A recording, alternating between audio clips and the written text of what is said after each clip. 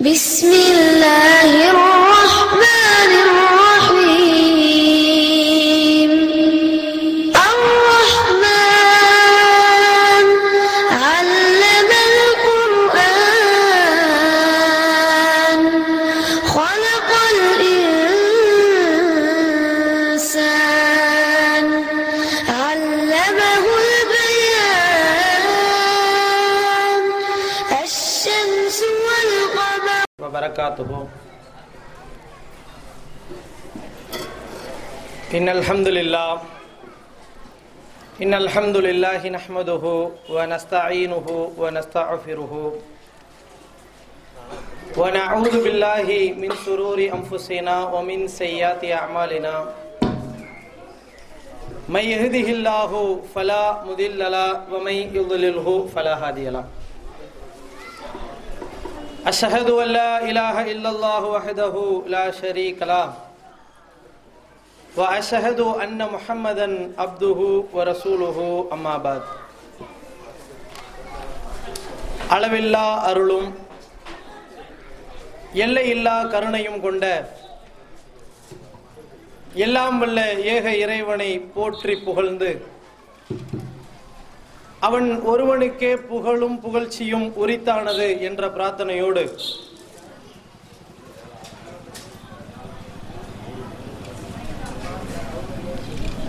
இங்கு வருகை தந்திருக்கும் சகோதர சகோதரிகள், பெரியோர்கள், தாய்மார்கள், குறிப்பாக இந்த ஊர் ஜமாத்தார்கள் உங்கள் அனைவர்களின் மீதும் அல்லாஹ்வின் அருளும் அன்பும் வற்றா பெருங்கருணையும் அருள் மழையாக இடைவிடாது பொழிந்து கொண்டிருக்கட்டுமாக என்று பிரார்த்தனை புரிந்து எனது உரையை துவங்குகிறேன். தமிழ்நாடு தௌஹீத் ஜமாத்தின் சார்பாக நடத்தப்பட்டு வரும் அல் ராஷிதா மதரசாவினுடைய ஆண்டு நிறைவு நிகழ்ச்சி நடைபெற்று கொண்டிருக்கிறது. இந்த நிகழ்ச்சியில் பல்வேறு தலைப்புகளில் மார்க்க அறிஞர்கள் உரையாற்ற இருந்தாலும் இளைஞர்களையும் இளைஞிகளையும் உருவாக்குகின்ற இந்த மதரசாவில் இளைஞர்கள் எப்படி உருவாக வேண்டும், எந்த அடிப்படையில் அவர்களுடைய பாதையை அமைத்துக் கொள்ள வேண்டும் என்ற பாடத்தை நடத்தும் விதமாக பட்டிமன்றம் என்ற ஒரு நிகழ்வு இங்கு ஏற்பாடு செய்யப்பட்டிருக்கிறது. இந்த பட்டிமன்றம் பல்வேறு காரணங்களுக்காக நடத்தப்பட்டாலும் அதிலே மிக மிக முக்கியமான ஒரு காரணம் என்னவென்றால், பல்வேறு விதமான அனாச்சாரங்களுக்கு எதிராக தூய்மையான இஸ்லாமிய மார்க்கத்தை தந்த நபிகள் பெருமானாரினுடைய கொள்கையை காலில் போட்டு மிதித்துவிட்டு இதுதான் கொள்கை என்ற அசுத்தமான ஒன்றை இஸ்லாமிய மார்க்கத்தின் மீது வீசி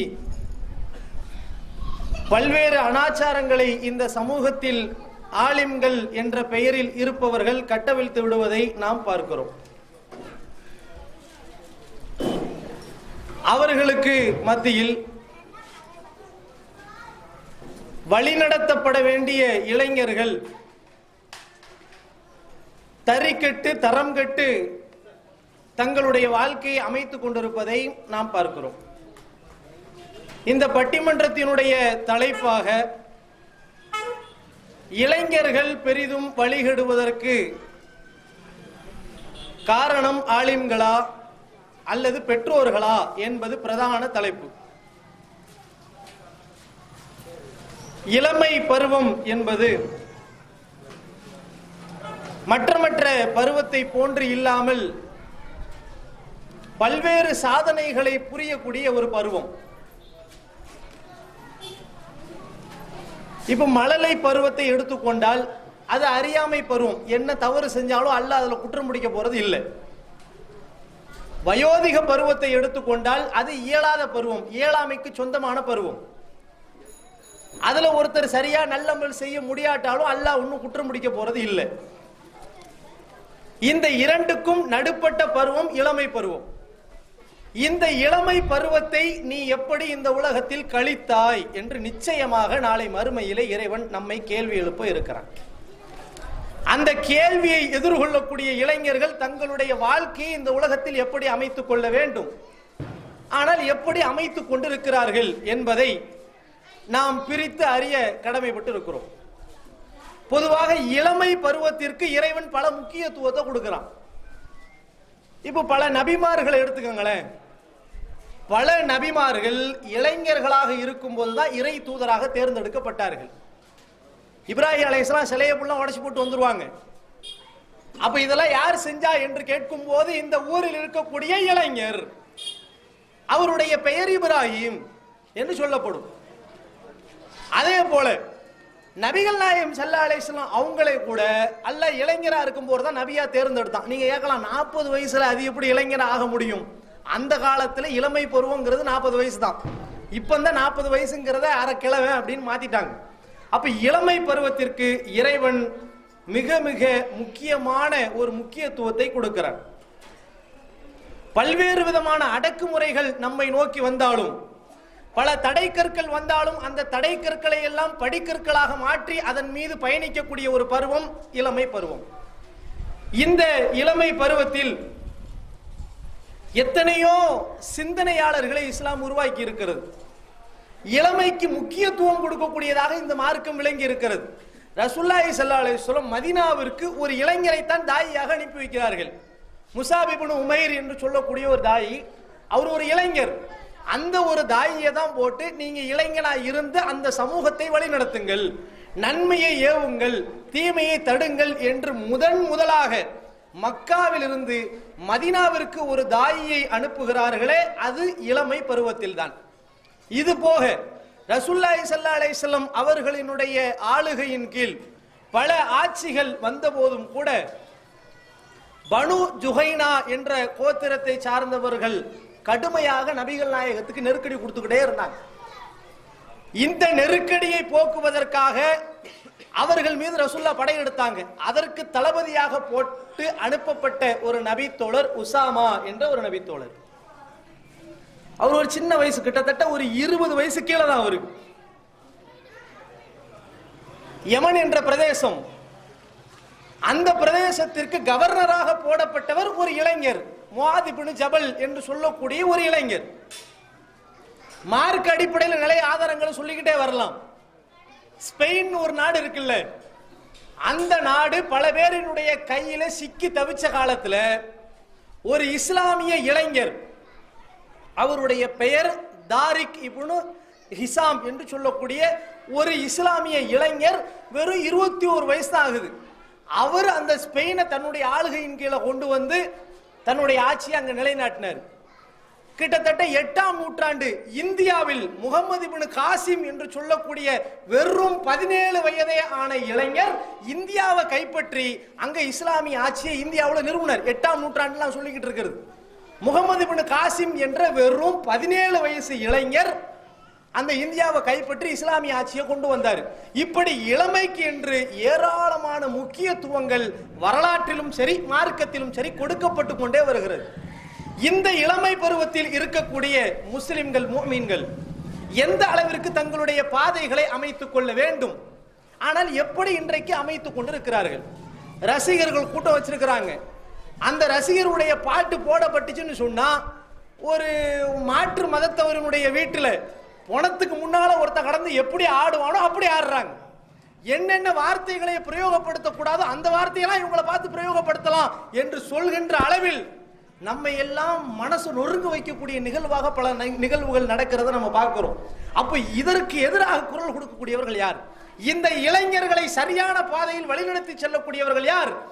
பெற்றோர்கள் தான் சரியான பாதையில வழிநடத்தி செல்லணுமா, அல்லது இந்த சமூகத்தை தலைமை தாங்கக்கூடிய ஆளும்கள் அவர்கள் தான் சரியான பாதையில இந்த இளைஞர்களை வழிநடத்தி செல்ல வேண்டுமா என்பது இங்கு பிரதான கருத்தாக இருக்கிறது.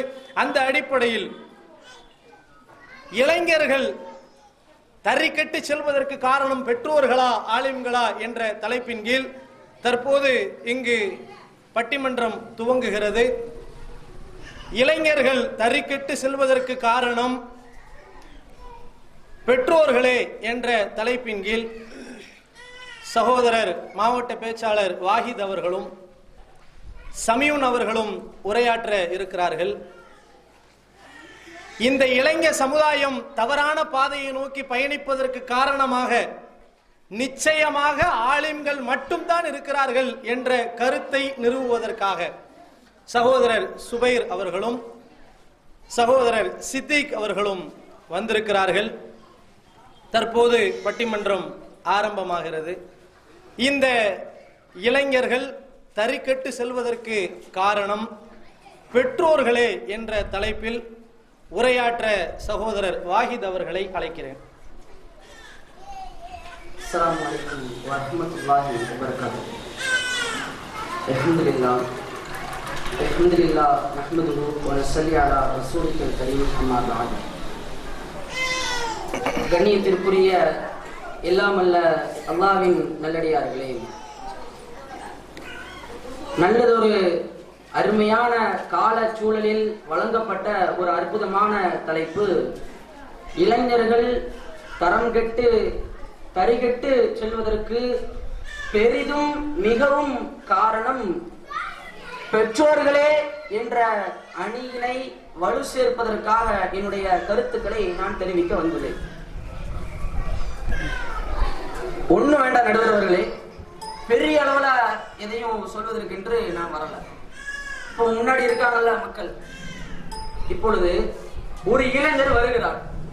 அந்த இளைஞர் வருகின்ற பொழுது ஒரு தவறை செய்கின்றார். அந்த தவறு என்னவென்று வேண்டாம், ஒரு தவறு செய்கின்றார்.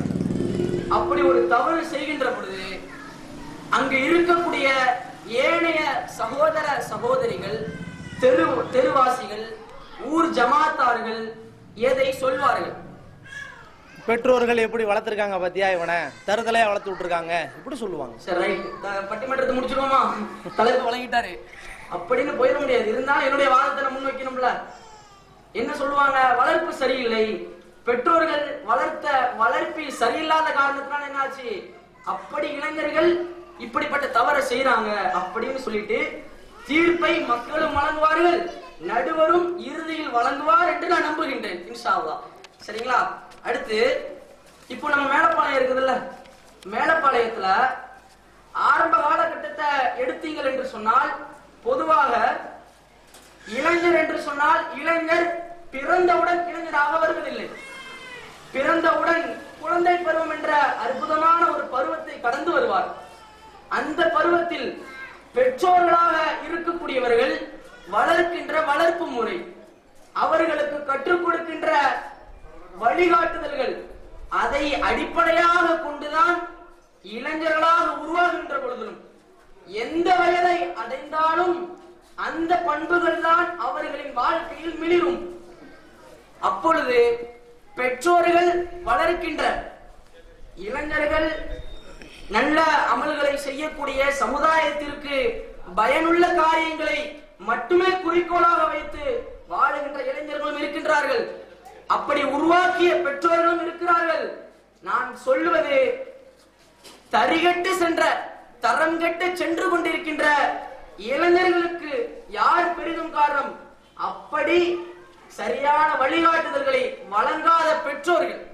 நம்ம மேலப்பாளையத்தை எடுத்துக்கோங்க, ஆரம்ப காலகட்டத்தை எடுத்துக்கிட்டீங்கன்னா, சாப்பிடுறதுல இருந்து குழந்தைய தூங்க வைக்கிறதுல இருந்து கலிமாவை சொல்லி தூங்க வைப்பாங்க. அவங்களுக்கு தெரிஞ்ச சூறாக்களை ஓதி தூங்க வைப்பாங்க, சாப்பிட வைப்பாங்க. இந்த சூறா ஓது, இந்த கலிமாவை சொல்லு, ராகமாக கிராத்தாக என்ன செய்வாங்க, தாய்மார்கள் என்ன செய்வாங்க, அழகாக சொல்லி குழந்தைகளை சிறு வயதிலேயே மார்க்கப்பட்டுள்ளவர்களாக மார்க்க கருத்தை அவர்களின் உள்ளத்திலே ஆழமாக விதைப்பார்கள். அப்படி வார்த்தெடுத்த ஒரு காலம் போய் இன்றைக்கு பெற்றோர்களே பெரிதும் காரணம் என்பதற்கு ஒரு அற்புதமான ஒரு சான்று. பெற்றோர்களை பார்த்தால் அவர்கள் என்ன செய்வார்கள், தங்களின் குழந்தைகளுக்கு பல்லு கூட முளைச்சிருக்காது, கையில இவ்வளவு பெரிய ஆண்ட்ராய்டு போனு. எதுக்கு ஆண்ட்ராய்டு போனு? அந்த போனை வச்சு ஏதாவது மார்க்க அறிவை வளர்த்துக் கொள்கின்றார்களா, குர்ஆனை மனனம் செய்கின்றார்களா? அது கிடையாது. ஆனால் அந்த அந்த தொலைபேசியை வைத்துக் கொண்டு கேம் விளையாடுவது, டிக்டாக், மியூசிக்கலி போன்ற கேடுகட்ட ஆப்புகளை பயன்படுத்துவது, இது போன்ற காரியங்களை பெரிதும் பயன்படுத்துவதற்காக செல்போன் என்ன செய்றாங்க, யூஸ் பண்றாங்க. அதற்கு பெற்றோர்கள் வாங்கி கொடுக்கின்றார்கள். இதை மறுக்க முடியுமா? 10,000 15,000 எனக்கு இதை வாங்கி தந்தால்தான் நான் பள்ளிக்கூடத்துக்கு செல்வேன், எனக்கு இதை வாங்கி தந்தாதான் நான் கல்லூரிக்கு செல்வேன் அப்படின்னு சொன்னோம்னா, என் பையன் பள்ளிக்கூடத்துக்கு போகணும், என் பையன் கல்லூரிக்கு போகணும், எப்படியாவது வாங்கி கொடுத்துறேன். அடுத்த வீட்டுல வாங்கி, மாமாட்ட வாங்கி, மச்சான் வெளிநாட்டுல இருப்பாரு அவங்கள்ட்ட சொல்லி, சின்னாப்பாட்ட சொல்லி, எப்படியாவது 10,000 20,000 என்று சர்வ சாதாரணமாக வாங்கி கொடுக்கின்றோமே. அதை வச்சு என்ன பண்றான்? பப்ஜி கேம்னு விளையாடுறான். புது புது கேமை கொண்டு வந்துறான். பப்ஜி கேம்னு சொல்லிட்டு விளையாடும் பொழுது என்ன செய்வான்? துப்பாக்கி எடுத்து சுட்டுட்டு இருப்பான். திடீர்னு சத்தம் போடுவான், ஏ மாப்பிள்ளை வாடா வாடா வாடா அப்படின்னு. என்னன்னு பார்த்தா வீட்டுல அம்மா கேரட் வெட்டிட்டு இருப்பாங்க, தக்காளி வெட்டிட்டு இருப்பாங்க. ஓ, பையன் என்னமோ வேற லெவல்ல சண்டை போட்டுட்டு இருக்கான், ஓட்டு இந்திய ராணுவத்துக்கு அடுத்த தளபதி நம்ம பையன் தான் அப்படின்னு நினைச்சிட்டு இருப்பாங்க. ஆனா என்னது, அதுலயே அடிமையாகி, இன்னும் நல்லா விளங்கிக்கங்க, செல்போன் அதிகம் பயன்படுத்த அவனினுடைய சிந்திக்கக்கூடிய ஆற்றல், மூளையின் திறன் மங்கி போகுதா இல்லையா? அது அறிவியலாளர்கள் சொல்வதை நம்ம கேட்கிறோமா இல்லையா? ஆனா அப்படி இருந்து என்ன செய்யறோம்? செல்போனை வாங்கி கொடுக்கிறது, பைக்கை வாங்கி கொடுக்கிறது. பைக் வாங்கி கொடுக்கிறது தப்பு இல்ல, லட்சக்கணக்குல ரேஸ் பைக் தான் வாங்கணும் பையன் கேட்கும் பொழுது அதை வாங்கி கொடுக்கிறோமே, இது நாளை பல்வேறு பல பேருடைய உயிரை காவுவதற்கு காரணமா இருக்கா இல்லையா? அப்பொழுது பெற்றோர்கள் வளர்க்கக்கூடிய வளர்ப்புல ஆரம்பத்திலே அவர்கள் தவறு செய்கின்றார்கள். இதுவே பெரிதும் காரணம். நல்லா பாருங்க, நம்முடைய மேலப்பாளையத்துல ஆரம்ப காலகட்டத்துல குர்ஆனை கற்றுக் கொடுப்பார்கள் தங்களுடைய குழந்தைகள். மார்க்க அறிவு பெற்றோர்கள் என்றால் அவர்கள் குழந்தைகளுக்கு ஏதோ பள்ளிவாசலை சென்று மதரசாக்களுக்கு சென்று 7 வருஷம் 8 வருஷம் என்று பட்டப்படிப்பு படித்து மார்க்கத்தை அவர்களுக்கு அற்புதமான வழிகாட்டுதல் அப்படின்னு நான் சொல்ல வரல. சாதாரணமாக எளிமையாக நாள்தோறும் கடைபிடிக்கக்கூடிய நபிமொழிகளை நம்ம சொல்ல முடியாதா? நம்ம பயான்கள்ல கேட்கல, பெண்கள் பயான்கள்ல கேட்கலையா?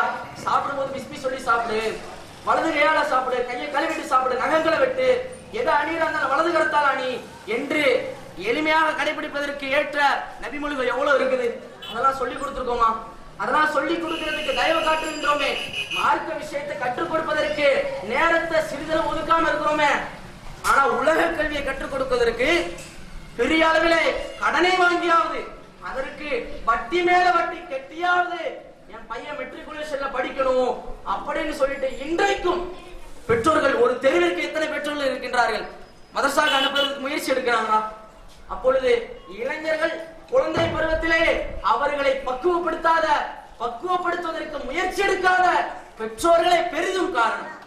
திருக்குர்ஆனை எடுத்துக்கொண்டால், திருக்குர்ஆன் அல்லாஹ் ரப்பல் ஆலமீன் பல்வேறு முன்மாதிரிகளை குறிப்பிட்டு காட்டுறான்.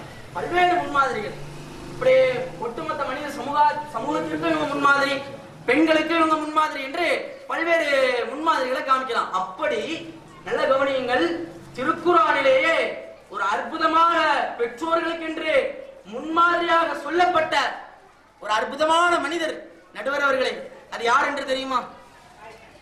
பெற்றோர்களுக்கு முக்கியத்துவம் கொடுத்து லுக்மான் அலைஹிஸ்ஸலாம் இருக்கும்னு நினைக்கிறேன். லுக்மான் அலைஹிஸ்ஸலாம் அவர்கள், லுக்மான் அலைஹிஸ்ஸலாம் அவர்கள் அவர்களின் பெயரில் 31வது அத்தியாயமாக இடம்பெற்றிருக்கின்ற சூரத்து லுக்மான். அந்த சூறாவை எடுத்துக்கொண்டால், அந்த அத்தியாயத்தை எடுத்து பாருங்கள், திருக்குர்ஆனை தூசி தட்டி எடுத்து பாருங்கள். 12வது வசனத்தில் இருந்து அல்லாஹ் ரப்பல் ஆலமீன் ஒய்து கால லுக்மான் லிப்னிஹி, என்னுடைய அருமை மகனே இப்படி அழைக்கிறாங்க.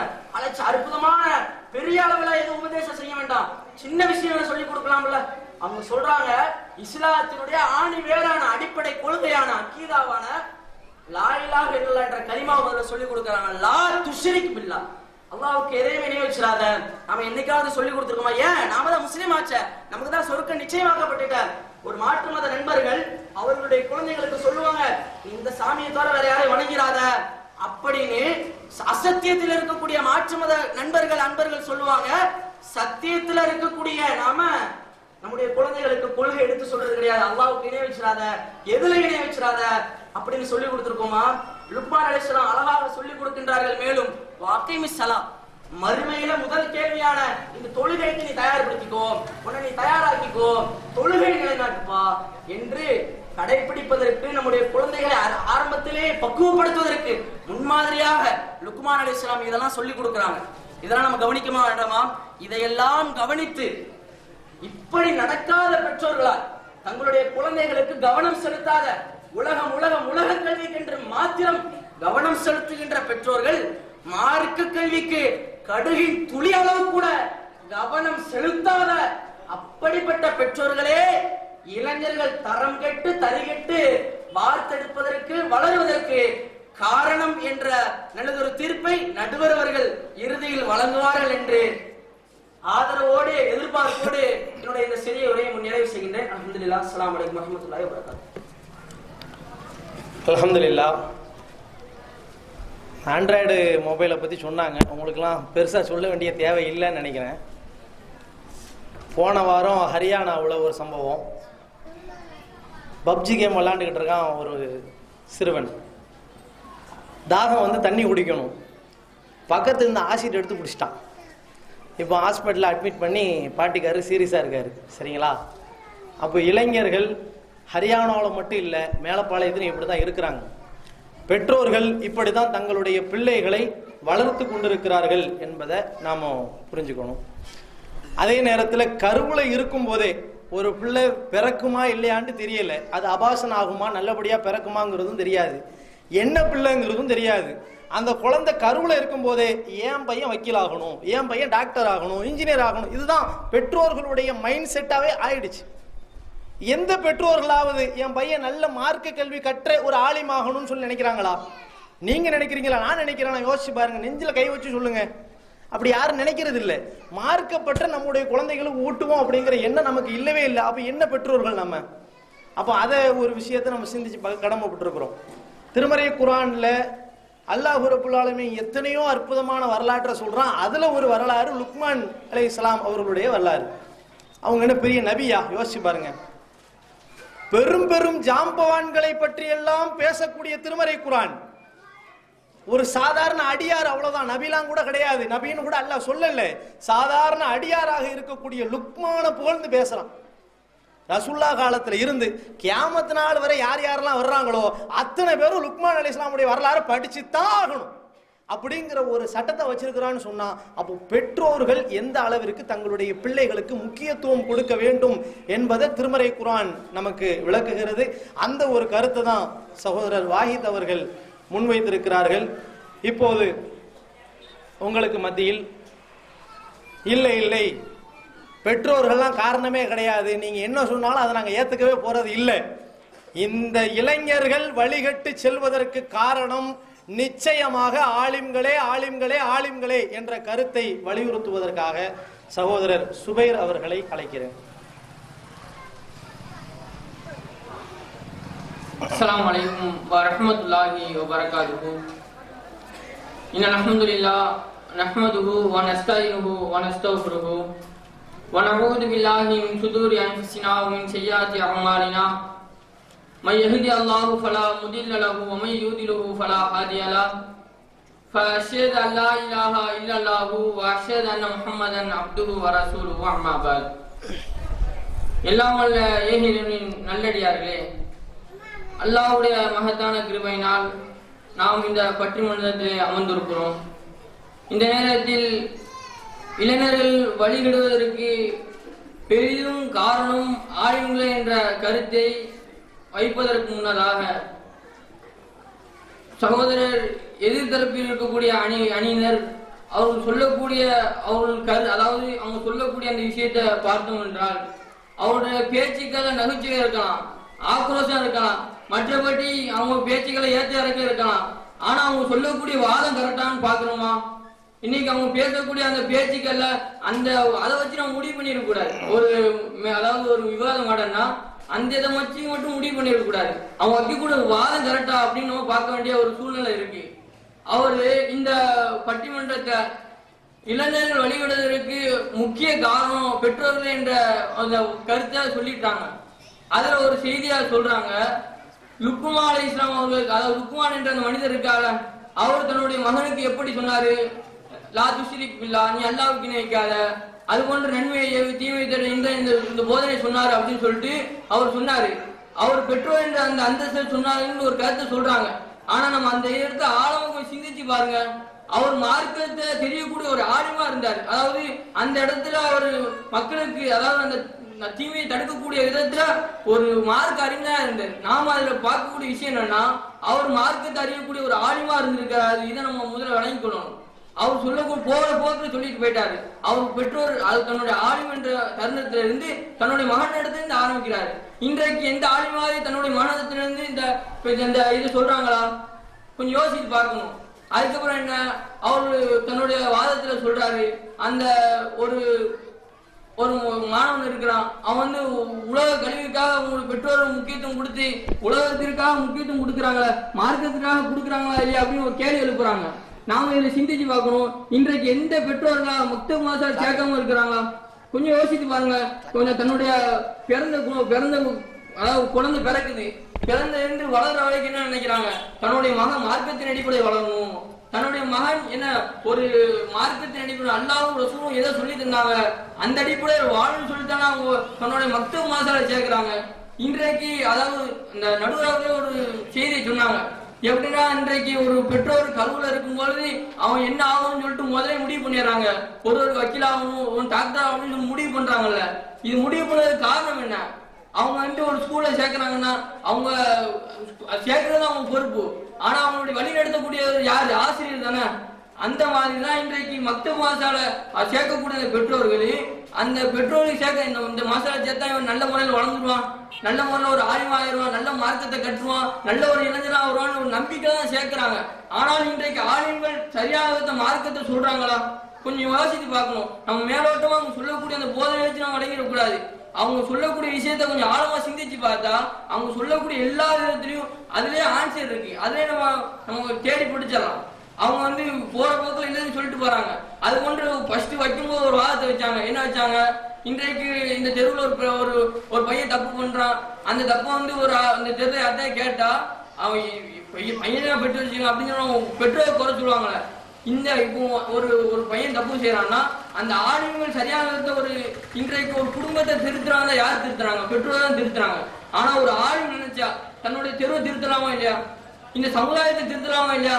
இந்த ஊரை திருத்தலாமா? கொஞ்சம் யோசித்து பார்க்கணும். இன்றைக்கு அவங்க சொல்லக்கூடிய வார்த்தை இந்த இளைஞர்கள் வழிவிடுவதற்கு பெற்றோர்களே காரணம் என்று அவங்க ஒரு பிம்பத்தை தான் உண்டாக்கிட்டு போயிருக்கிறாங்க. ஆனா முழுக்க பெற்றோர்கள் காரணமே கிடையாது. ஆலிம்கள் தான் முழுக்க காரணம். ஏன்னா அல்லாஹ்வே சொல்றான். நம்ம யோசித்து பார்க்கணும். இன்றைக்கு அறிந்தோரும் அறியாதோரும் சமமாக மாட்டாங்க. இது அல்லாஹ் எதற்கு வேதத்தை சொல்லணும்? சொல்லுங்க பார்ப்போம். இன்றைக்கு பெற்றோர்கள் மார்க்க அறிவு பெற்று இருக்கிறாங்களா? எந்த அளவிற்கு யோசிச்சு பாருங்க. இன்றைக்கு இருக்கக்கூடிய பெற்றோர்கள் இன்றைக்கு அந்த பெற்றோர்கள் தம் மார்க்க அறிவை பெற்றிருந்தா தன்னுடைய மகனுக்கு சரியான சொல்லியிருப்பாங்க. ஆனா சொல்லாத விளைவுதான் இன்றைக்கு தரிகட்டு போறாங்க. வெளியேட்டு போறதுக்கு காரணம் ஆளுங்கள் சரியாக இன்றைக்கு பெற்றோருக்கு ஒரு சந்தேகம் என்ன செய்யறாங்க? ஆளுங்கள்ட்ட தானே போறாங்க. அப்ப எப்படி அவங்க பையன்கிட்ட சொல்ல முடியும்? கொஞ்சம் யோசிச்சு பார்க்கணும். நடுவரை நீங்க சரியான ஒரு தீர்ப்பு கொடுக்கணும். அது இல்லாம இன்றைக்கு அவங்க சொல்லக்கூடிய விதத்துல அல்லாஹ் சொல்றாங்களே, அறிந்தோரும் அறியாதவரும் சம மாட்டாங்கன்னு சொல்றதுக்கு காரணம் இன்றைக்கு ஒரு மார்க்க அறிஞர் இப்போ 7 வருடம் படிப்பதற்கான காரணம் என்ன? இன்றைக்கு ஆலிம் என்ற ஒரு பட்டத்தை படிச்சு முட்டையிடுறதுக்கா பட்டம்? அந்த மார்க்கத்தை ஆளும் ஒருத்தன் படிக்கிறாங்கன்னா என்ன எதுக்கு?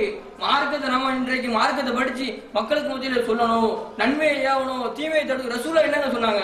பல்லி அன்னி வளவாயா, என்னிடத்துல இருந்து ஒரே ஒரு செய்தி கிடைத்தாலும் அதை நீங்க பிற மக்களிடம் எடுத்துன்னு சொல்றதுக்கு காரணம் என்ன? இன்றைக்கு ஆலிம்கள் ஒரு விஷயத்த தெரிஞ்சிருக்கிறாங்க. 7 வருஷம் படிச்சு இன்றைக்கு குர்ஆன ஹதீஸை கரைச்சு குடிச்சிருக்கிறாங்க. இப்படி இருக்கக்கூடிய நேரத்துல அவங்க சரியான விதத்துல இந்த இளைஞர்களுக்கு சொல்லியிருந்தா இந்த இளைஞர்கள் வழிவிட்டுருப்பாங்களா? என்ன நினைச்சு பட்டம் படிக்கிறாங்க? நான் அந்த பட்டத்தை படிச்சு மக்களுக்கு மத்தியில இந்த குர்ஆனை சொல்லணும், ஹதீஸை சொல்லணும். அது இந்த நோக்கத்தாங்க இந்த ஆலிம்ன்ற ஒரு பட்டத்தை படிக்கிறாங்க. இப்ப அந்த ஆலிம் பட்டத்தை படிச்சுட்டு மக்களுக்கு சரியான சொல்லாம இருந்தா இன்றைக்கு சிறுக்கு மூடி இருக்குமா? விதாதான காரியம் உள்ள நடந்திருக்குமா? கொஞ்சம் யோசிச்சு பாருங்க. இன்றைக்கு நம்ம இன்றைக்கு வாழக்கூடிய நேரத்துல இன்றைக்கு என்ன சர்வ சாதாரணமா வழியிடுறதுக்கு காரணம் அந்த இளைஞர்கள் போறாங்களா? போறதுக்கு காரணம் என்ன? அந்த ஆலிம்கள் வந்து சரியான விதத்துல மக்களுக்கு சொல்லல, நன்மையை சரியான விதத்தை ஏவல, தீமையை தடுக்கக்கூடிய அந்த விதத்துல அவங்க தடுக்கல. அதுதான் காரணம். இன்றைக்கு அவங்க சும்மா ஒரு போற போக்கில் சொல்லி போயிட்டாங்க. ஆனா இது முழுக்க ஆலிம்கள் தான், ஆலிம் மட்டும்தான் காரணம். அவங்க தான் இந்த தன்னுடைய வேதத்தை, அதாவது அல்லாஹ்வுடைய வேதத்தை மக்களுக்கு சொல்லக்கூடிய இடத்துல அவங்க தான் இருக்கிறாங்க. அவங்க தான் சொல்லக்கூடிய. இன்றைக்கு விளக்கம் தேவை யார்கிட்ட போறாங்க? இன்னைக்கு பெற்றோர்கிட்ட போறாங்களா? தன்னுடைய ஒரு ஏதாவது சந்தேகம்னா இன்னைக்கு பெற்றோர்கிட்டே போறாங்க, இல்ல ஆலயங்கள்ட்ட போறாங்க. இந்த சந்தேகம் தீக்குறதுன்னா ஆலயங்கள் தானே இன்றைக்கு சொல்லக்கூடிய இடத்துல இருக்காங்க. அதை வழிகள் நடத்தக்கூடிய இடத்துல ஒண்ணும் வேண்டாங்க. ரசூலா என்ன சொன்னாங்க, இந்த அதாவது ஒரு கட்டத்துல போர்க்களத்துல சொல்லும் பொழுது எப்படி சொன்னாங்கன்னா, போர்க்களத்துல பெண்களை கொள்ளாதீங்க, சிறுவரை கொள்ளாதீங்க அப்படின்னு சொல்லிட்டு ஒரு இது சொல்லும் பொழுது, நீங்க மத போதகர்களை கொள்ளாதீங்க, மதத்தை போதிப்பாங்க, அந்த மதத்தை போதிக்கக்கூடியவங்களை கொள்ளாதீங்கன்னு சொல்றதுக்கு காரணம் என்ன? அவங்க மக்களுக்கு மத்தியில மதத்தை சொல்லக்கூடியவங்களா இருக்கிறாங்க, அவங்க தான் வழி நடத்தக்கூடியவங்க, அவங்க தான் தலைவர் என்று சொல்றாங்க. எதுக்கு சொல்லணும்? அவங்க மூலமா ஒரு சமுதாயம் இருக்கு, அவங்க மூலமா ஒரு அந்த நாடு இருக்கு என்பதற்காக அவங்க என்ன செய்யறாங்க, இந்த செய்தி சொல்றாங்க ரசூலுல்லாஹ். அப்ப நம்ம இன்றைக்கு நம்ம யோசிச்சு பார்க்கணும். இன்றைக்கு ஆளுங்கள் என்ற ஒரு தருணத்துல அவங்க சரியான விதத்துல நன்மை ஏறி இறைவன் சொல்றாங்க அல்லவா, வல்தக்கும் மின்கும் உம்மத்தன் எதுவோன இலல் கைர் யஅமுருன பில் மஅரூஃப் வ யன்ஹவுன அனில் முன்கர். நன்மையை ஏறி தீமையை தடுத்து நல்வழி நோக்கி அழைக்கும் சமுதாயம் உங்களிடம் இருக்க வேண்டும். அவர்களே வெற்றி பெற்றோர் என்று இறைவன் சொல்லுகிறான். ஆக இந்த ஆளுங்கள் நன்மையை அறிந்திருக்கிறாங்க, ஆனா மக்களுக்கு சொல்றாங்களா? தீமையான காரியத்தை தெரிஞ்சு அதாவது செய்யக்கூடாதுன்னு தெரிஞ்சு வச்சிருக்கிறாங்க, ஆனா மக்களுக்கு மத்தியில் சொல்றாங்களா? அந்த இளைஞர்கள் மத்தியில இளைஞர்கள் இப்படி சென்று விடக்கூடாது, இளைஞர்கள் வழிவிட்டு போயிடக்கூடாது என்பதற்காக அவங்க சொல்றாங்களா? இன்றைக்கு அவங்க ஒரு வாதத்தை வச்சாங்க, எப்படின்னா பெற்றோர்கள் தான் செல்போன் வாங்கி கொடுக்குறாங்க, அதன் மூலம் தான் அதாவது சீரழிஞ்சு போனா அப்படின்னு சொல்லிட்டு ஒரு செய்தி சொன்னாங்க. ஆனா இந்த செய்திய ஒரு ஆளும் கண்டிச்சிருந்தா, ஒரு ஜும்மா மேடையில ஒரு எல்லா மக்களும் வரக்கூடிய ஒரு சபை தானே, அந்த சபையில இந்த மொபைலை பற்றி பேசியிருந்தா, அவன் வழிகிட்ட இளைஞர்கள் இப்படிலாம் இருக்கக்கூடாது, இப்படிதான் இருக்கணும் அப்படின்னு சொல்லிட்டு ஒரு சரியான வழிகாட்டுதலை கொடுத்தா இன்றைக்கு அந்த செயலை செஞ்சிருப்பாங்களா? இன்றைக்கு பல்வேறு அதாவது மார்க்கத்திற்கு முன்னான, மார்க்கத்தில் சொல்லப்படாத, மார்க்கத்தில் அங்கீகரிக்கப்படாத அந்த காரியத்தை சொல்வதற்கு அடிப்படை செய்வதற்கு அடிப்படை காரணம் ஆலயங்கள் சரியான விதத்துல அந்த மக்களுக்கு சொல்லல, அந்த மக்களுக்கு எடுத்துரைக்கல. இதுதான் முழுக்க முழுக்க காரணமாக இருக்கிறது. ஆக நடுவர் அவர்களே, இந்த ஒரு சபைக்கு நீங்க ஒரு நல்ல ஒரு தீர்ப்பை கொடுக்கும் என்று நாங்கள் நம்புகிறோம். அல்ஹம்துலில்லாஹ். இளைஞர்கள் வழிகட்டு போறதுக்கு காரணம் பெற்றோர்களும் அங்கே ஏற்றுக்கவே முடியாது, ஆலிம்களே தான் அப்படின்னு சொல்லிட்டு சகோதரர் சுபைர் தன்னுடைய கருத்தை நிறுவிருக்காங்க. பல ஆலிம்களுக்கு பல ஊர்களில் உள்ள நிலைமை என்ன தெரியும்ல, பள்ளிவாசல்களில் சுதந்திரமாக எதையும் பேச முடியல. அவங்க ஒரு வரதட்சணையோ வட்டியோ பற்றி பேசினாலும் கூட டக்குன்னு நிர்வாகத்தை விட்டு நீக்கப்படுறாங்க. அப்படிப்பட்ட ஒரு மோசமான நிலைமைலாம் கூட பல ஊர்களில் இருக்குது அப்படிங்கிறத நம்ம மறுக்க முடியாது. அவங்களும் சொல்றதுக்கு ஆசை இல்லாமலாம் இல்லை, சொல்லணும்னு நினைக்கிறாங்க, சூழ்நிலை கைதிகளாக மாட்டிக்கொண்டுட்டு இருக்காங்க அப்படிங்கிறது ஒரு விஷயமா இருக்குது. அதே நேரத்தில் மக்களுக்கு பாடங்களை போதிக்கக்கூடிய மக்தப் மதரசாக்கள் இப்போ 1990 சம்திங்ல இருந்து ஒரு 2000 வரைக்கும் பார்த்தீங்கன்னு வைங்களேன், ஒரு தெருவில் 10 மக்தப் மதரசாக்கள் இருக்கும். வீட்டு திண்ணையில வச்சு தெரிஞ்சவங்க தெரியாதவங்களுக்கு சொல்லி கொடுத்துக்கிட்டே இருப்பாங்க. இந்த அழிப்பே தேவுடைய அடிப்படை அறிவுலாம் நமக்கு வர்றதுக்கு காரணம் அந்த மாதிரியான திண்ணை பாடங்கள். இப்போ முற்றிலும் அதெல்லாம் ஒழிக்கப்பட்டுடுச்சு, எங்கேயோ அங்கே ஒன்று இங்கே ஒன்றுட்டு இருக்க தவிர அந்த மக்தப் மதரசாக்கள் சுத்தமாக ஒழிச்சு கட்டப்பட்டு விட்டது. இதுவும் நம்முடைய பின்னடைவுக்கு ஒரு காரணமாக கூட இருக்கலாம். அதே நேரத்தில் இன்னும் ஒரு அருமையான செய்தியை சொன்னாங்க. போர்க்காலங்களில் ரசூல் ஸல்லல்லாஹு அலைஹி வஸல்லம் போர் நெறிமுறைகள்னு சில விஷயத்த சொல்லியிருக்கிறாங்க. எந்த மதமும் சொல்லாத சில நெறிமுறைகள், வேத இதிகாசங்கள் இருக்குல்ல, மாற்று மதத்தவர்களுடைய வேத இதிகாசங்களை எடுத்துக்கிட்டோம்னு சொன்னா, தனக்கு பிடிக்காத ஒரு ஊரை ஒருத்தன் கைப்பற்றுறான் அப்படின்னு சொன்னா அந்த அரசன் என்ன செய்வான்னா தன்னுடைய யானை படையை அப்படியே ஏரிக்குள்ள இறக்கி விட்டு கலக்கி விடுவான். தன்னுடைய ஒட்டகப்படை குதிரைப்படெல்லாம் இருக்கும்ல, அத்தனையும் கலக்கி விட்டு மக்கள் தண்ணி குடிக்க கூடாது, குளிக்க கூடாது, சுத்தபத்தை இல்லாம நீங்களாம் தண்ணி இல்லாம சாகணும், இப்படிதான் வேத இதிகாசங்கள் சொல்கிறது. இஸ்லாமிய மார்க்கம் மட்டும்தான், நபிகள் பெருமானார் ஸல்லல்லாஹு அலைஹி வஸல்லம் மட்டும்தான் போர் நெறிமுறைகளுக்குன்னு ஒரு தனித்துவமான திட்டத்தை அறிவிச்சாங்க. என்னது, அந்த ஊருக்கு போறீங்கன்னா அங்க உள்ள நீர்நிலைகளை நீங்க தொடவே கூடாது, பச்சை பசேர்னு பூத்து குலுங்குற மாதிரி இருக்கக்கூடிய செடிகளாகட்டும் மரங்களாகட்டும் வெட்டக்கூடாது. மத போதகர்கள், யூதருடைய தலைவனா இருக்கட்டும், அவன் கிறிஸ்தவனுடைய தலைவனா இருக்கட்டும், போர்ல 1000 பேர் மோதிக்கிறாங்கன்னு சொன்னா 100 பேர் எஞ்சி இருக்காங்கன்னா அந்த 100 பேருக்கு வழி நடத்த வேண்டிய பொறுப்பு அந்த மத போதகருடைய பொறுப்பு. அது யூதரா இருக்கட்டும், கிறிஸ்தவனா இருக்கட்டும், யாராவும் இருக்கட்டும். பாதி பேர் செத்துட்டான், இன்னும் கொஞ்சம் பேர் தான் போர்ல மிச்சம் இருக்கிறான். அவனுக்கு சரியான பாதையை காட்ட வேண்டிய ஒரு பொறுப்பும் அவனை வழி நடத்தி ஒருங்கிணைக்க வேண்டிய ஒரு பொறுப்பும் அந்த மத போதகருக்கு இருக்கு. அதனால இளைஞனா இருந்தாலும் அவனை நீ கொல்லக்கூடாது, மத போதகர்களை தொட்டுவிடக்கூடாது என்று தன்னுடைய இஸ்லாமிய படைக்கு ரசூல் ஸல்லல்லாஹு அலைஹி வஸல்லம் சிறந்த ஒரு எடுத்துக்காட்டை சொல்லி போர் நெறிமுறைகளை அவங்களுக்கு வகுத்து கொடுத்தாங்க. அப்புறம் இன்னொரு அருமையான கேள்வியை கேட்டிருக்கிறாங்க, அறிந்தவர்களும் அறியாதவர்களும் சமமாக மாட்டார்கள் என்ற ஒரு கேள்வி வச்சிருக்கிறாங்க. இந்த கேள்விக்கு எதிர்த்தரப்பை சார்ந்தவர்கள் என்ன பதிலளிக்கிறார்கள் என்று பார்ப்போம். இளைஞர்கள் வழிகட்டு செல்வதற்கு காரணம் பெற்றோர்களே என்ற தலைப்பில் சகோதரர் சமியூன் அவர்களை உரையாற்ற அழைக்கிறேன். அஸ்ஸலாமு அலைக்கும் வரஹ்மத்துல்லாஹி வபரகாத்துஹு. அல்ஹம்துலில்லாஹ் இன்னல் ஹம்துலில்லாஹி நஹ்மதுஹு அலா ஸல்லல்லாஹு அலைஹி வஸல்லம். இந்த அருமையான தருணத்திலே நம்மையெல்லாம் இந்த இடத்திலே ஒன்று கூட்டிய எல்லாம் அல்ல அல்லாஹ்விற்கு முதல் கண் நன்றியை தெரிவித்தவனாக எனது வாதத்தை நான் வைக்க முன்வருகின்றேன்.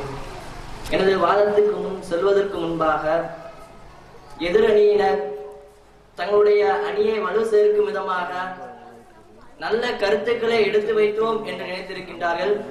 ஆனால் அவர்கள் வைத்த அந்த கருத்துக்களும் ஆதாரங்களும் எங்கள் அணியை இன்னும் வலு சேர்த்தது என்பதற்காக வேண்டி, எங்களுக்கான சில குறிப்புகளை தந்ததற்காக வேண்டி எங்கள் அணியின் சார்பாக எதிரணியினருக்கு நாங்கள் நன்றியை சொல்லிக் கொள்கிறோம். ஜஸாக்கல்லாஹ் ஹைர்.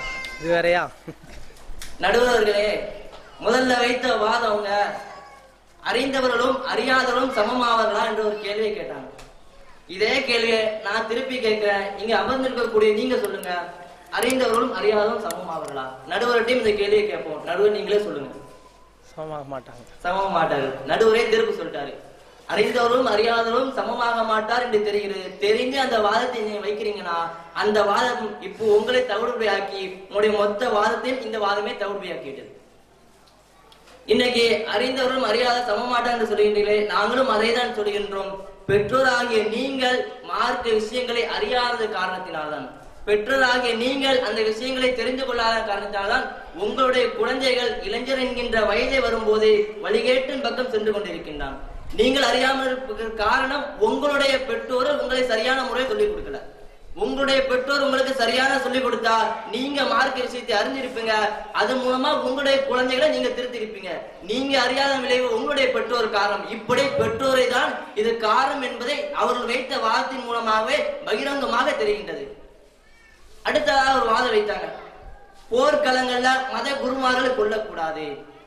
ஒரு அரசியல் கட்சி தலைவரால் செய்ய முடியாததை மத குருமார்களாக இருக்கக்கூடியவர்கள், ஒரு ஆளுங்களா இருக்கக்கூடியவர் சொன்னால் மக்கள் கேட்பார்கள் என்ற ஒரு வாதத்தை வைத்தார்கள். வைத்துவிட்டு அடுத்து சொன்னாரு, நீங்க சரியா மார்க்கத்தை சொன்னா அவங்க கேட்டிருப்பாங்க, தெரிஞ்சிருப்பாங்க. நீங்க சரியான முறையில மார்க்கத்தை சொல்லல, அதுதான் இன்னைக்கு வழிகேட்டின் பக்கம் முதல் காரணம். ஆளுங்கள் தான் ஆளுங்கள் தான் ஆளுங்கள் தான் என்று நீங்கள் 100 முறை சொன்னாலும் சரி, அவை அனைத்தும் பொய்யான ஒரு குற்றச்சாட்டு தான். ஏன் இன்னைக்கு மேலப்பாளையத்துல இளைஞர்கள் அதிகமாக வாழக்கூடிய ஊரு.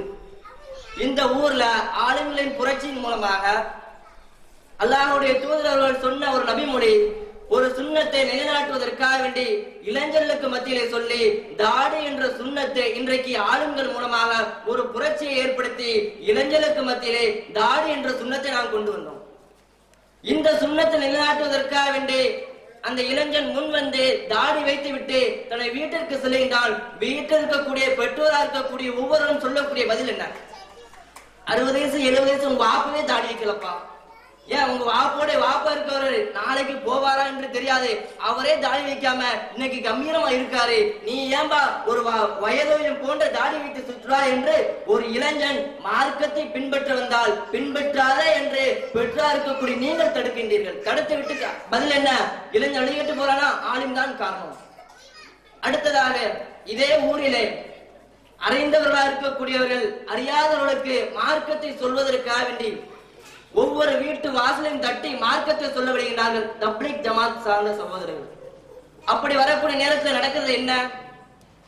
வீட்டுல வாப்பா இருக்காரு, அங்க இருந்து தப்லீக் ஜமாத் சகோதரர் மார்க்கத்தை சொல்ல வரக்கூடிய நேரத்துல வீட்டுல வாப்பா இருந்தாலும் அங்க வரது தெரிஞ்சிட்டனா ரூம்ல போய் ஒளிஞ்சிக்கிறது. அல்லது போவையை போத்தி தூங்குறது. தூங்கிட்டு பாப்பா இல்ல சொல்லு. சின்ன பிள்ளையா இருக்குது, அந்த பிள்ளைகிட்ட பொய்ய சொல்லு, பாப்பா இருந்துட்டே இல்லன்னு சொல்லுன்னு சொல்லிவிட்டு அந்த குழந்தையோட உள்ளத்துல நஞ்சை பெற்றாத நீங்கள் விதித்து விட்டு ஆளுங்கள் மீது குற்றச்சாட்டு வைக்கிறீங்க. அடுத்து அதன் விளைவு எப்படி இருக்குன்னா, ஒவ்வொரு தெருக்களிலும் ஒரு இளைஞர் கூட்டம் இருக்கு. இப்படி இருக்கக்கூடிய நேரத்திலே இதே தப்லீக் ஜமாத் அந்த சகோதரர்கள் அவர்களுக்கு மத்தியிலே ஒரு நல்ல கருத்தை எடுத்து சொல்ல வரக்கூடிய நேரத்துல அந்த தப்லீக் ஜமாத்துக்கு தனி பேரே வச்சிருக்காங்க. ஆளு நடுவர்களுக்கு தெரியுமா? அல்லாஹ் போலீஸ் சொல்லுவாங்க. அல்லாஹ் போலீஸ் சொல்லுவாங்க. அங்க வரதை பார்த்தா இங்க விரண்டு வர்றது, என்னடா அல்லாஹ் போலீஸ் வருதா? இப்படி நீங்கள் மார்க்கத்தை சொல்லக்கூடிய ஆளுங்கள் வரக்கூடிய நேரத்திலே, அறிந்தவர்கள் உங்களை நோக்கி சொல்ல வரக்கூடிய நேரத்திலே நீங்கள் ஒரு தடை கற்களாக நின்று கொண்டு ஆளுங்கள் தான் என்ற குற்றச்சாட்டை வைக்கின்றீர்களே, இதுவே போதுமான ஆதாரமா இருக்கிறது. மார்க்கத்தை சொல்ல வரக்கூடிய நேரத்திலே பெற்று வரக்கூடிய நீங்கள் உங்கள் மூலமாக உங்கள் குழந்தைகளுக்கு மார்க்கத்தை சொல்ல நீங்கள் ஆர்வம் காட்டுவதில்லை. அடுத்து கேட்டாரு, நீங்க மார்க்கத்தை சரியா சொன்னீங்களான்னு கேட்டாரு. சரியா சொல்றது பக்கம் இருக்கட்டும். ஒரு காலத்துல மேலப்பாளத்துல எப்படி இருந்துச்சு? காலை நேரத்துல பிள்ளைய மதரசாவுக்கு அனுப்புவதற்கு மேலப்பாளையத்தை பார்த்தா போதும், எல்லா தெருக்களிலும் சிறுவர்கள் இன்றைக்கு திருமறை குரானை தூக்கி விட்டு பள்ளிவாசல் நோக்கி சென்ற ஒரு வரலாறு இருந்தது. இன்னைக்கு நிலைமை என்ன? பெற்றார் கூடிய நீங்களே பாருங்க, சிந்திச்சு பாருங்க. இன்னைக்கு நம்முடைய குழந்தைகளை மதரசாவுக்கு அனுப்புறோமா, அல்லது பெரிய ஒரு புத்தக பைய கொடுத்துட்டு போ ஸ்கூலுக்கு போ, டைம் ஆயிட்டு ஸ்கூலுக்கு போயிட்டு 6 மணிக்கு தூங்குறோன்னு அடிச்சு விரட்டுறோமே ஸ்கூலுக்கு, நீங்க மதரசாவுக்கு அனுப்புறீங்களா? இன்றைக்கு ஒவ்வொரு பள்ளிவாசலும் மார்க்கத்தை சொல்வதற்கு ஆளுங்கள் தினமும் 1 மணி நேரத்தை ஒதுக்கி கொண்டிருக்கின்றார்கள். ஆனால் உலக கல்விக்கு நீங்கள் முக்கியத்துவம் கொடுத்து விட்டு மார்க்கத்தை அறியாதவளால் அந்த குழந்தைகள் ஆக்கிவிட்டு ஆளும்தான் என்ற பகிரங்க குற்றச்சாட்டை வைக்கிறீங்களா? அடுத்ததா சொன்னாரு, ஆளுங்கள் தான் இளைஞர்களை வழிகட்டுவதற்கு காரணம் என்று சொன்னீங்க. நடுவர்களே, தமிழ்ல ஒரு பழமொழி கூட சொல்லுவாங்க, 5 வளையாது 50 வளையுமா. இதுக்கு விளக்கம் சொல்லுங்களா? சாட்டா சின்ன வயசுலயே அவன் கேட்கலன்னு சொன்னா பெருசா வளர்ந்ததுக்கு அப்புறம் எப்படி உங்க பேச்செல்லாம் கேட்பான் அப்படின்ட்டு. சின்ன வயசுல சொல்ல வேண்டியது சொல்லியிருந்தா, சின்ன வயசுல எதை போதிக்கணுமோ அதை போதிச்சா அந்த குழந்தை 20 வயசுல ஒழுங்கா இருந்திருப்பான். இன்னைக்கு நிலைமை என்ன? 5 வயசுல குழந்தை வீட்டுல கிடந்து ஆடுது பாட்டுக்கு ஏத்த மாதிரி. பெற்றோர் ரசனையா, என் பிள்ளை என்ன அழகா ஆடுது பாருப்பா, என் பிள்ளை என்ன அழகா அந்த பாட்டுக்கு ஏத்த மாதிரி ரசனையா ஆடுது, ரசிச்சீங்களா? அப்போ அந்த குழந்தைய தண்டிச்சுட்டா இது செய்யறது தப்பு. அப்போ நீங்க சொல்லியிருந்தா அந்த குழந்தை 20 வயசுல ஒழுங்கா இருந்திருப்பான். ஆனா சொல்ல வேண்டிய வயசுல சொல்லாம இருந்துட்டு 20 வயசுல தெருல கிடந்து ஆழ்ந்தாலும் அதற்கு ஆளுங்கள் பொறுப்பாகாது. எல்லா தவறையும் பெற்றோரக்கூடிய நீங்க செஞ்சுட்டு பகிரங்கமா குற்றச்சாட்டு வைக்கிறீங்களா? ஆளுங்க தான் காரணம். கொஞ்சமா செஞ்சீங்க. நான் வைத்த வார்த்தை கொஞ்சமா யோசிச்சு பாருங்க. அடுத்ததாக அல்லாஹ் ரப்பல் ஆலமீன் திருமறை குர்ஆனிலே சொல்லி காட்டும் போது, யா அய்யுஹல்லதீன ஆமனூ கூ அன்ஃபுஸக்கும் வ அஹ்லிக்கும் நாரார், நம்பிக்கை கொண்டவரே உங்களையும் உங்கள் குடும்பத்தாரையும் நரக நெருப்பை விட்டு பாதுகாத்துக் கொள்ளுங்கள் என்று இறைவன் சொல்லி காட்டுகிறான். இந்த இறைவன் சொல்வது ஆளுங்களை சொல்லவில்லை. ஆளுங்களை உங்களையும் உங்கள் சுற்று வட்டாரத்தையும் நரகத்தை விட்டு பாதுகாத்துங்கள் என்று இறைவன் ஆளுங்களை சொல்லவில்லை. குடும்ப தலைவர்களையும் குடும்பத்தில் உள்ள ஒவ்வொரு பொறுப்பாளர்களையும் அல்லாஹ் சொல்லி காட்டுறான். அப்போ மொத்த பொறுப்பும் ஒரு குடும்பத்துடைய தலைவருக்கு தான் இருக்குது. உங்கள் குழந்தையை, உங்கள் குழந்தை செல்வத்தை மார்க்க அடிப்படையிலே நரகத்தை விட்டு பாதுகாத்து ஒரு சூன வாழ்க்கை நோக்கி வளர்க்க வேண்டிய ஒரு கடமை முற்றிலுமாக பெற்றோர்களுக்கு தான் இருக்கிறது. அதற்கு ஒரு உதாரணமாக ஆரம்ப காலத்திலே அல்லாஹ்வுடைய தூதர் நபி ஸல்லல்லாஹு அலைஹி வஸல்லம் அவர்கள் மக்காவிலிருந்து மதீனாவுக்கு ஹிஜ்ரத் செய்யும் போது, மதீனாவுக்கு ஹிஜ்ரத் செய்து போகிறார்கள். நடுவர்கிட்ட ஒரு கேள்வி கேட்குமே, மக்காவிலிருந்து மதீனாவுக்கு ஹிஜ்ரத் செய்யும் போது முதல் வேளை ரசூல் என்ன செஞ்சாங்க? இருக்கலே ஒரு கொஞ்சம் மோசமான ஆள் நினைக்கிறேன். திருப்பி எங்கிட்டே கேட்டுட்டு இருக்காரு. சகோதரத்துவ உணர்வை ஏற்படுத்துறாங்க. அந்த மாதிரி மஸ்ஜித் நபவியை கட்டுறாங்க. ஃபர்ஸ்ட் பள்ளிவாசலை கெட்டதாக முதல் வேலையா ரசூலுல்லாஹ்க்கு இருந்தது. அப்போ ரசூலுல்லாஹ் ஒரு இடத்தை தீர்மானிக்கிறாங்க, எந்த இடத்தை ஏதாவது இடம் எங்க வேண்டும். அப்போ ஒரு இடம் கிடைக்கிறது. அந்த இடம் யாருடைய இடம் என்று ரசூலுல்லாஹ் கேட்கும் போது 2 அனாதை சிறுவருடைய இடம் என்று சொல்லும் போது உடனே ரசூலுல்லாஹ் அந்த 2 அனாதை சிறுவரும் அழைக்கின்றார். அழைத்து விட்டு, நீங்கள் எவ்வளவு கேட்டால் நான் பணம் தருவதற்கு தயாரா இருக்கின்றேன், இந்த இடத்தை நீங்கள் பள்ளிவாசல் கட்டுவதற்காக தாருங்கள் என்று கேட்கும் போது அந்த 2 அனாதை சிறுவர்களும் சொன்ன பதில், இந்த உலகத்தில் எங்களுக்கு எந்த ஒரு லாபமும் வேண்டாம், இந்த உலகத்துடைய பொருளாதாரம் வேண்டாம், எங்களுக்கு ஒன்றே ஒன்றுதான், நாளை மறுமையிலே இதன் மூலமாக நன்மையை நாங்கள் அடைய வேண்டும் என்று அந்த 2 அனாதை சிறுவரும் சொல்கின்றார்கள். பெரும் ஆளும் என்றாலே மிகப்பெரிய ஆளும் என்றால் நபிகள் நாயகம் தான்.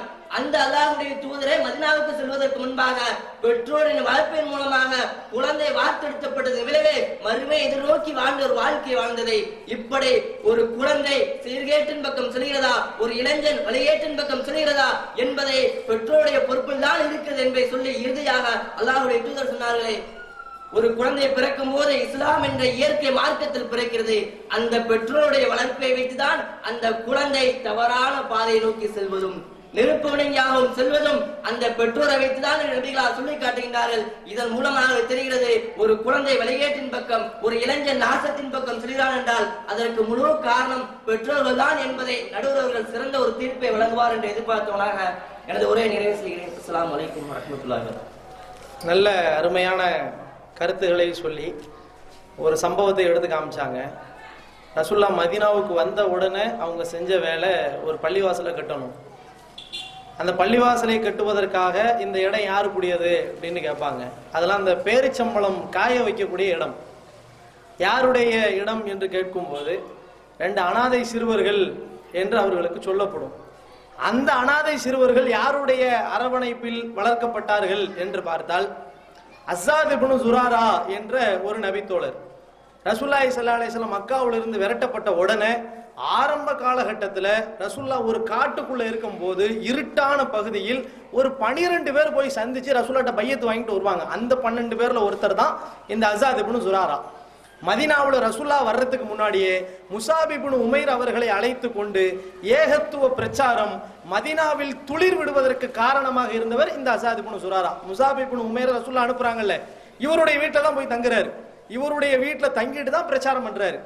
அந்த அஸ்ஸாத் இப்னு ஜுராராவினுடைய பராமரிப்பில் வளர்ந்தவர்கள் தான் அந்த 2 அனாதை சிறுவர்கள். அப்போ அவங்களுடைய வளர்ப்பு எப்படி இருந்திருக்கிறது என்பதை பெற்றோர்களுடைய அந்த கவனத்திற்கு கொண்டு வந்து ஒரு ஆழமான கருத்துக்களை சொல்லியிருக்காரு. என்ன சொன்னாலும் நாங்கள் ஏற்றுக்க போறது இல்லை, நாங்கள் இந்த எங்களுடைய பாயிண்ட் ஆஃப் வியூவில் கரெக்டாக இருப்போம் அப்படின்னு சொல்லிட்டு எந்திர அணியை சார்ந்த சகோதரர்கள் சொல்லிக்கிட்டு இருக்கிறாங்க. இளைஞர்கள் வழிகட்டு செல்வதற்கு காரணம் நிச்சயமாக ஆலிம்களே தான் என்று சில கருத்துக்களை முன்வைக்கவும் இந்த சகோதரருடைய வாதத்திற்கு பதிலளிக்கவும் சகோதரர் சித்திக் அவர்களை இறுதியாக அழைக்கிறேன்.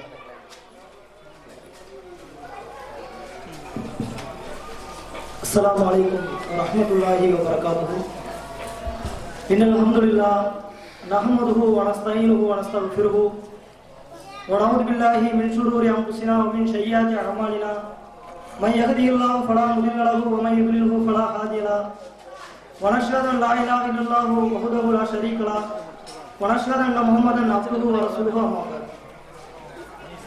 அன்பிற்குரிய சகோதர சகோதரிகளே, இந்த தெருவை சார்ந்த தாய்மார்களே, ஜமாத்தார்களே, நடுவர் அவர்களே, இளைஞர்கள் வழியிடுவதற்கு, அவர்களை வழி எடுப்பதற்கு முக்கியமான காரணம் ஆலிம்களே என்று 100% உறுதி கூடியவனாக என்னுடைய இந்த சிறிய உரையை துவங்குகிறேன்.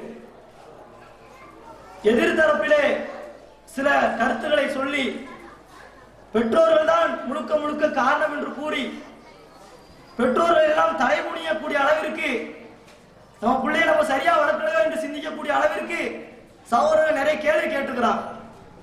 அப்ப அந்த கேள்விக்கு முதல்ல பதில பார்த்துட்டு ஆலிம்கள் எப்படி வழி எடுக்கிறார்கள், இளைஞர்களை எப்படி கண்டுக்கிறாம இருக்கிறாங்க அப்படிங்கிற விஷயத்துக்குள்ள போவோம். முதல் விஷயம் என்னன்னு சொன்னா, 2 சகோதரர்களும் வாயிதாக இருந்தாலும் சரி, சமீபனாக இருந்தாலும் சரி, ஒரு விஷயத்தை அடிக்கடி சொன்னார்.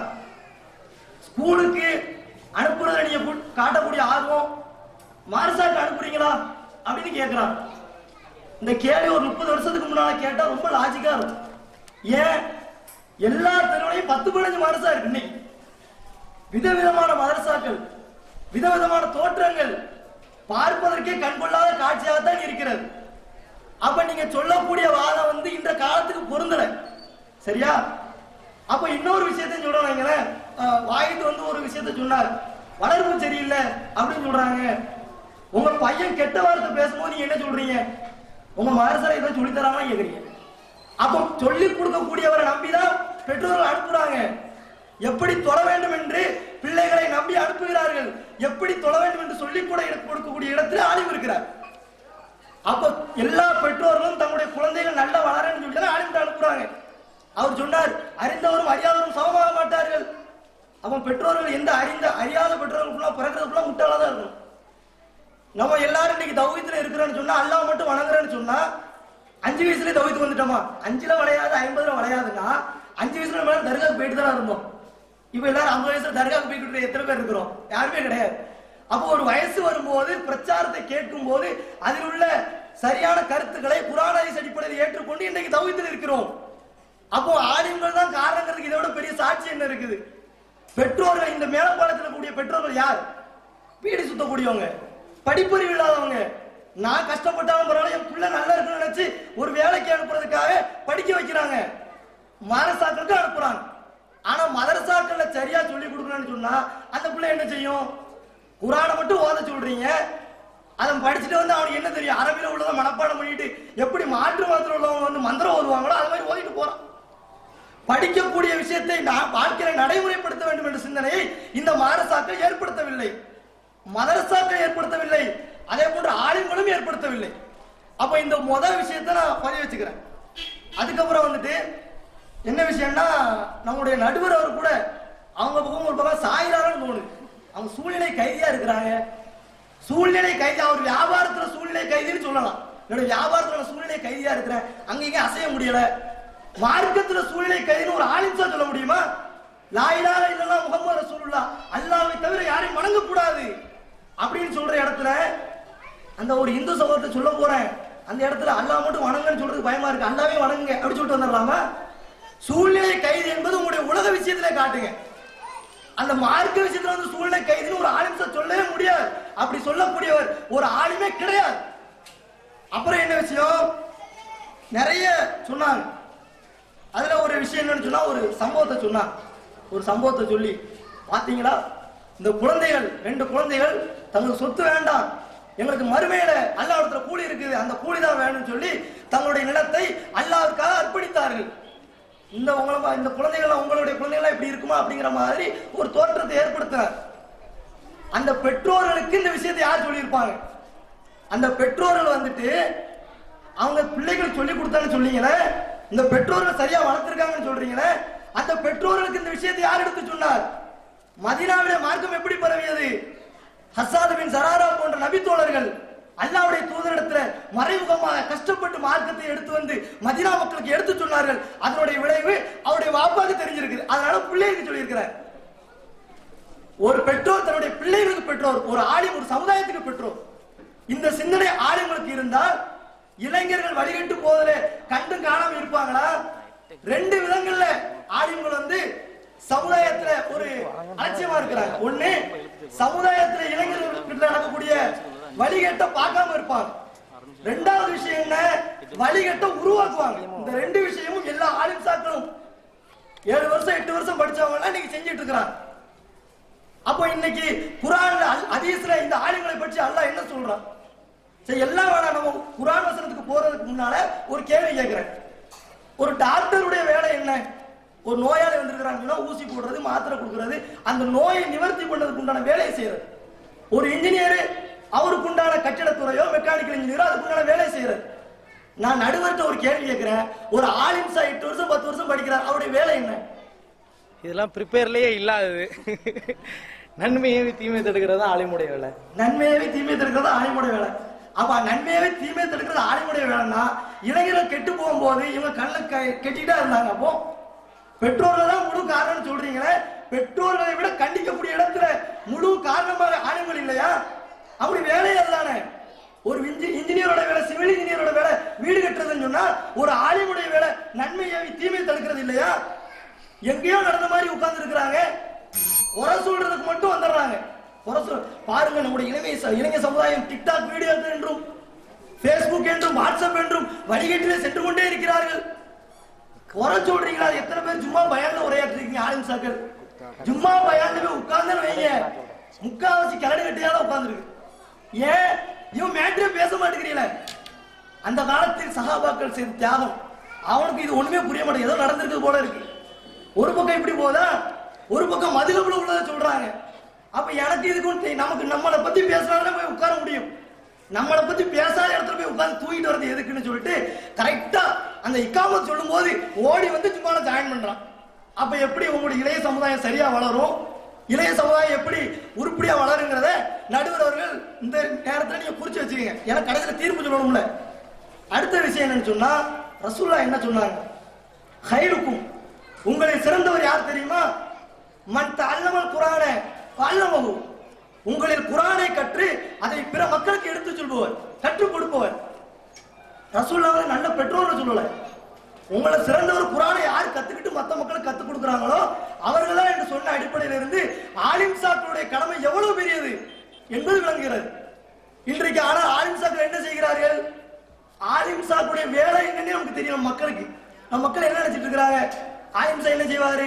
பிள்ளை பிறந்துட்டுனா காது வந்து பாங்கு சொல்லிட்டு போவார். அஷா என்னமோ பாங்கு சொல்றது அந்த குழந்தை உடனே இங்க தொழுவு போற மாதிரி பாங்கு சொல்லிட்டு போவார். அப்படி இல்லைன்னா என்ன பண்ணுவாரு? ஃபாத்தியா வந்துச்சுன்னா ஓதுவாரு. அப்படி இல்லைன்னா வீடு பால் காய்ச்சுன்னா வந்து ஓதிட்டு ஒரு 100 ரூபாய் 200 ரூபாய்கிட்டு போவாரு. இதை செய்தார்களே தவிர குர்ஆனை கற்றுக் கொடுத்தார்களா?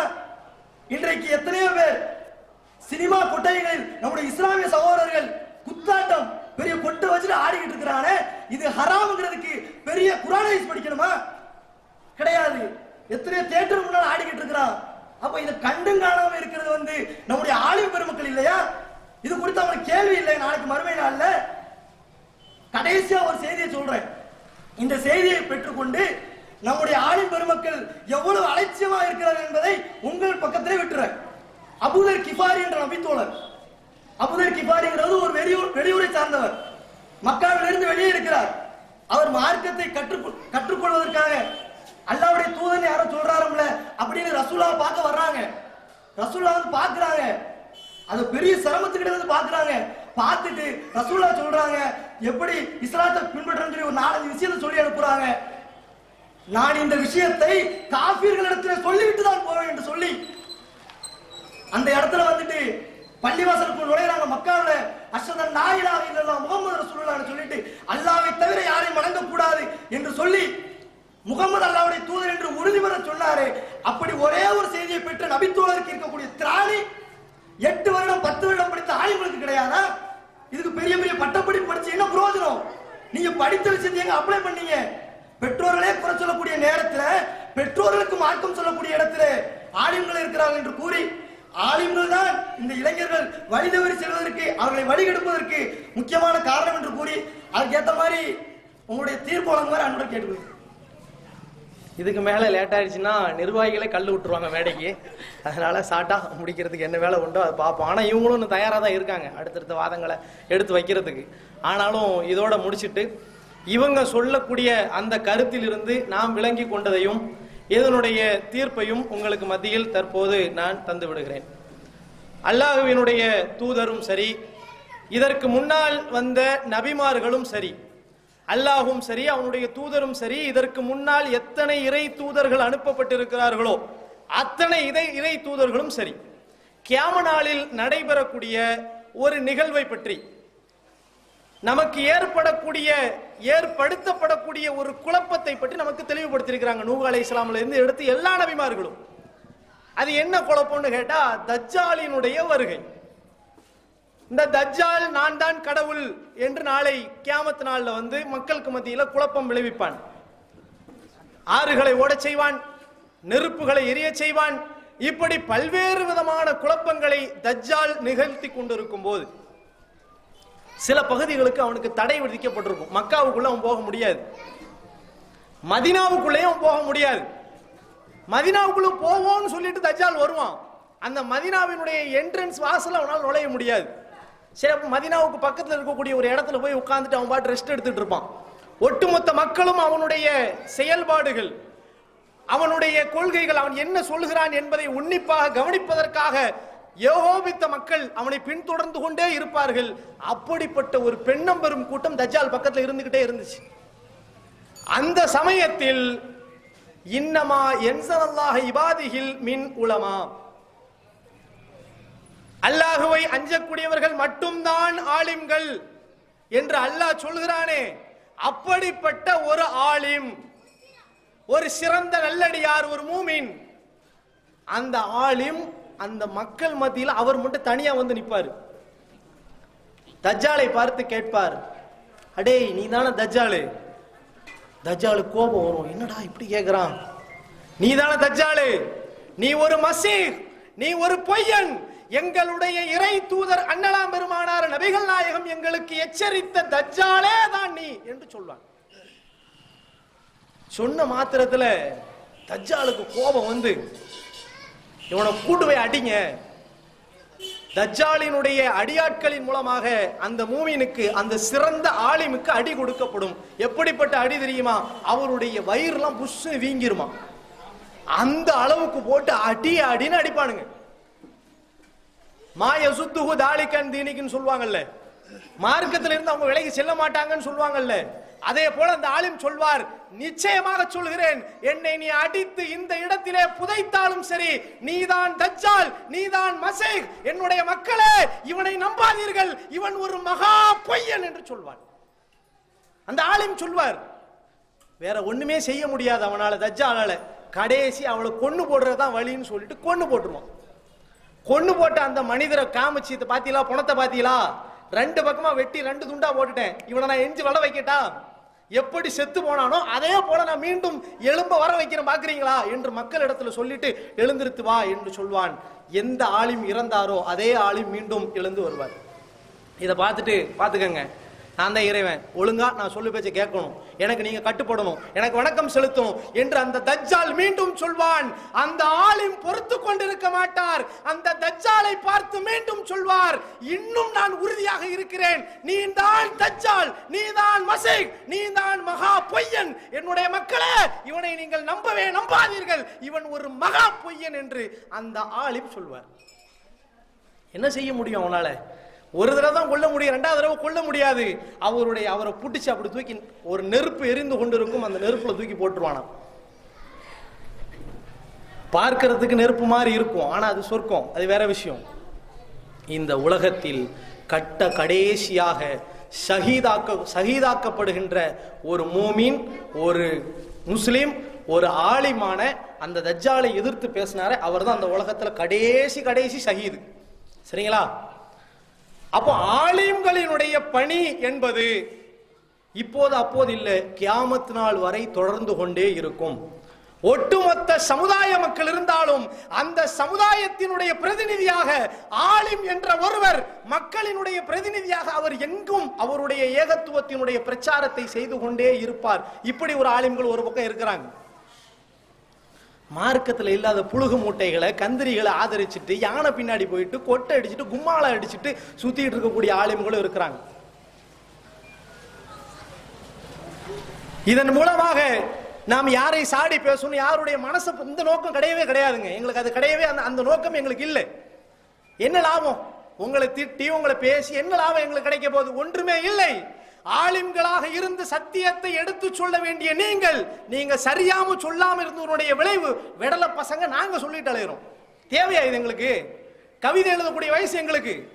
அப்படி இருக்கக்கூடிய நாங்கள் முழுமையாக நீங்கள் செய்யாத பணியை அரை உரையுமா செஞ்சதன் காரணத்தினால, ஒரு பசும்பால் நல்ல தூய்மையான வெண்மையில் இருக்குது, அந்த பால்ல ஒரு சுட்டு விஷத்தை கலந்தா எப்படி ஒட்டுமொத்தமாக விஷமாக அந்த பால் மாறுமோ, அதே போல தூய்மையான வெள்ளை வெளியேறு என்று நபிகளார் நம்மிடத்திலே விட்டு சென்ற அந்த சத்திய மார்க்கத்தில் பரேல விஷம் என்ற ஒரு கொள்கை நுழைந்ததற்கு நீங்கள் தான் காரணம். காத்தியானிசம் என்ற கொள்கை நுழைந்ததற்கு நீங்கள் தான் காரணம். மதுஹபு குப்பைகள் நுழைந்ததற்கு நீங்கள் தான் காரணம். மௌலிது கிதாபுகள் நுழைந்ததற்கு நீங்கள் தான் காரணம். அப்ப நல்ல ஆலிம்கள் இருந்தாலும் கெட்ட ஆலிம்களும் இருந்து கொண்டேதான் இருப்பார்கள். மக்கள் அவர்களிடத்தில் தெளிவாக இருக்க வேண்டும் என்பது ஒரு கருத்து. அல்லாஹ் தன்னுடைய திருமறை குர்ஆன்ல சொல்றான், உங்களையும் உங்கள் குடும்பத்தாரையும் நரக நெருப்பை விட்டு பாதுகாத்துக் கொள்ளுங்கள். இது ஆலிம்களுக்கு மட்டும் சொன்ன வசனம் இல்லை, ஒட்டுமொத்தமாக எல்லா பெற்றோரையும் பார்த்து அல்லாஹ் சொன்ன வசனம் இது. அப்ப நம்ம தான் நம்ம குடும்பத்தை சரி செய்யணும். வீட்டுக்குள்ள நம்ம சரி செய்யணும், வெளியே ஆலிம்கள் சரி செய்வாங்க. நம்மளுடைய பணி சுருங்கி விட்டது. ஏகத்துவத்தை எடுத்து சொல்வதற்காக, சத்தியத்தை எடுத்து சொல்வதற்காக ஹஜ்ஜத்துல் விதாவுல ரசூலுல்லாஹ் சொல்லி முடிச்ச உடனே வாகனத்தை எடுத்து புறப்பட்டு சென்ற பல நபித்தோழர்கள் திரும்பி வரவே இல்லை. எங்கு சென்றார்கள், என்ன ஆனார்கள் என்று தெரியவில்லை. சத்தியத்தை எடுத்துரைப்பதற்காக பல நாடுகளுக்கு வியாபித்து சென்று விட்டார்கள். அந்த ஒரு பிரச்சாரத்தை நம்ம செய்யறோமா? செய்யல. அதனுடைய விளைவு இந்த குப்பைகள்லாம் இஸ்லாத்தை நுழைஞ்சிட்டு. அப்ப இதே போன்ற குப்பைகள் துடைத்து எறியப்பட வேண்டும் என்றால் இந்த சமூகத்தில் இளைஞர்களை சரியான பாதைக்கு அழைத்து சென்று மிகப்பெரிய ஒரு கருத்து புரட்சியை உருவாக்க வேண்டும் என்றால், புரட்சி தானா உருவாவது, நாம தான் உருவாக்கணும். அப்படிப்பட்ட கருத்து புரட்சி உருவாக வேண்டும் என்றால் நிச்சயமாக ஆலிம்களினுடைய பங்களிப்பும் தேவை, பெற்றோர்களுடைய பங்களிப்பும் தேவை. நம்முடைய பணி, நம்முடைய தாவாவினுடைய அந்த செயல் சுருங்கி விட்டதன் காரணத்தினால் தான் இப்படிப்பட்ட களியாட்டங்கள் நம்மிடத்திலே மலிந்து விட்டன. நம்முடைய பணிகள் வீரியப்பட வேண்டும். ஆலிம்களாக இருக்கக்கூடியவர்களும் சத்தியத்தை எடுத்து சொல்ல வேண்டும். பெற்றோர்களாக இருக்கக்கூடியவர்களும் தங்களுடைய பிள்ளைகளை பராமரிக்க வேண்டும். நீங்களாக இருந்தாலும், நானாக இருந்தாலும், யாராக இருந்தாலும் நம்மளுடைய தாவாப்பணியிலிருந்து பின்வாங்கினதனுடைய விளைவு, சத்தியத்தை பார்த்தா கையால தடு, நாவால தடு, மனதால் வெறுத்து ஒதுக்கு என்று நம்முடைய தலைவர் சொன்னாரே, அந்த சொல்ல காலில் போட்டு மிதிச்சதனுடைய விளைவுதான் இன்னைக்கு இவ்வளவு குப்பைகள் வந்து சேர்ந்து கிடக்கிறதுக்கான காரணம். அப்போ கடைசியான இறுதியான தீர்ப்புக்கு வருகிறோம். இந்த இளைஞர்கள் வழிகட்டு செல்வதற்கு ஆலிம்கள் மட்டுமல்ல, பெற்றோர்கள் மட்டுமல்ல, சமூகத்தர்களான நீங்களும் நானும் இவரும் எல்லோரும் தான் காரணம். ஏன்? அந்த சமூகத்தை சரியான பாதைக்கு கொண்டு வரதுக்கான எந்த முயற்சி எடுக்கல. இதுதான் தீர்ப்பு. எல்லோரும் காரணம். ஆலிம்கள் மட்டும் காரணம் இல்லை, பெற்றோர்கள் மட்டும் காரணம் இல்லை, எல்லாரும் தான் காரணம். எல்லோரும் வீறு கொண்டு எழ வேண்டும். என்னுடைய கண்ணால் ஒரு தவறை நான் பார்க்கிறேனா, கண்டிக்கு இடம் இருக்கும்.